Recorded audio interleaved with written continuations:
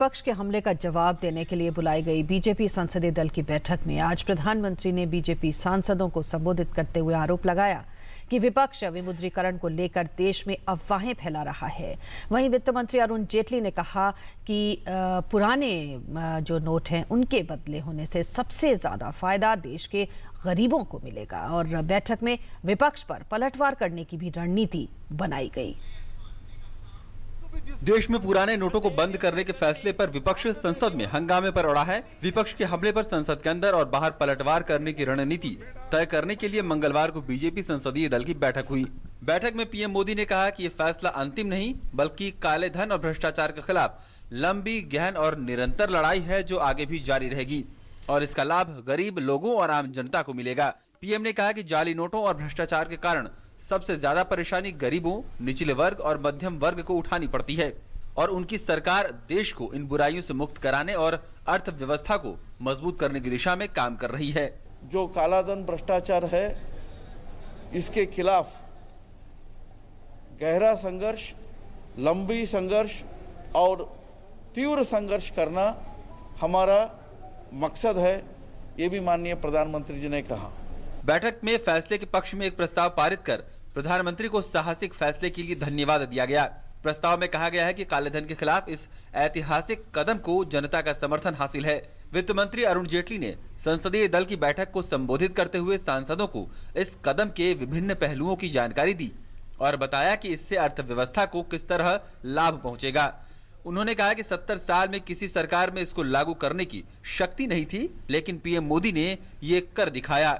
हर सामान्य नागरिक को और ईमानदार आदमी को लगता है कि कम से कम एक निर्णय हिंदुस्तान में हुआ और शायद पिछले 70 साल में ऐसा निर्णय नहीं होगा जिसमें उसकी ईमानदारी के ऊपर प्रीमियम रखा गया और उसको लगता है कि जो भ्रष्ट व्यक्ति थे और व्यवस्था में भी जो कमजोरियां आई थी उसको परिवर्तित करने का ये निर्णय एक बहुत बड़ा कदम उठाएगा। उन्होंने कहा कि कुछ दिनों के लिए इस फैसले से कठिनाइयां हो सकती हैं, लेकिन आने वाले दिनों में इसके दूरगामी परिणाम होंगे। जेटली के मुताबिक फैसले से निवेश बढ़ेगा और इससे ग्रामीण क्षेत्रों को फायदा होगा। यही नहीं, इससे गरीबी हटाने में भी मदद मिलेगी। इस फैसले का असर ये होगा कि बैंक अपनी कर्ज की दरें घटाएंगे और लोगों के पास अधिक पैसा पहुंचेगा। डिजिटल इकोनॉमी इस फैसले से आगे बढ़ेगी। पहले कुछ कंपनियां अपने कर्मचारियों को पूरे पैसे नहीं देती थी, अब खाते में सैलरी जाने से लोगों को पूरी सैलरी मिलेगी। मजदूर के खाते में अगर पैसा जाएगा तो उसको काफी फायदा होगा।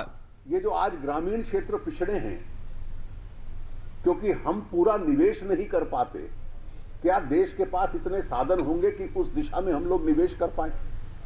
यही 4-5 लाख करोड़ रुपया सालाना और अधिक गरीबी मिटाने में गांव के क्षेत्र में चला जाए और इसका सारा प्रत्यक्ष संबंध जो है वो गरीबी के साथ है, गरीब लोगों के साथ है, उसका उन्मूलन करने के साथ है। सरकार के मुताबिक पुराने नोट देश में कुल नोटों का 86% हिस्सा है। इसे बदलकर नई करेंसी को जनता तक पहुंचाने में थोड़ा समय लग रहा है, इसलिए लोगों को कुछ दिक्कतें हो रही हैं। उन्होंने कहा कि शहर में स्थिति सामान्य होने के बाद अब सरकार का ध्यान ग्रामीण क्षेत्रों में होगा। इतना कठिन निर्णय और उसका कार्यान्वयन करना, और स्वाभाविक था कि जब करेंसी बदली जाएगी तो पहले कुछ दिन लाइंस लगेंगी, धीरे धीरे कम होती गई। अब हमारा प्रयास है कि जैसे शहरी क्षेत्रों में थोड़ा सामान्य स्थिति बढ़ रही है तो अगले कुछ दिन केवल ग्रामीण क्षेत्रों के ऊपर अधिक हमारा कंसंट्रेशन हो, क्योंकि रबी का सोइंग सीजन है। इसलिए तरह तरह से सरकार में उन डिटेल्स में नहीं जा रहा, किसानों तक मामला पहुंचे। संसद में इस मसले पर हंगामा करने के लिए बीजेपी ने विपक्ष पर जोरदार हमला बोला। पार्टी ने संसद में गतिरोध पैदा करने वालों की निंदा की और कहा कि राजनीतिक दलों को चुनना होगा कि वो देश के साथ हैं या काला धन रखने वालों के साथ।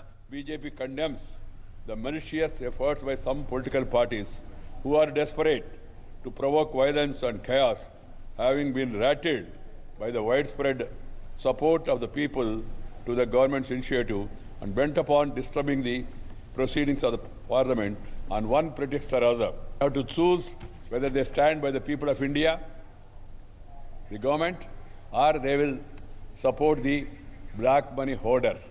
सरकार और बीजेपी की ओर से विपक्ष से अपील भी की गई है कि वो राष्ट्रहित के इस मसले पर साथ आएं और सदन में बहस करें। लेकिन लगता है कि विपक्ष राजनीतिक फायदे के लिए कुछ सुनने को तैयार ही नहीं है। शैलेंद्र मिश्र के साथ news night desk, DD news.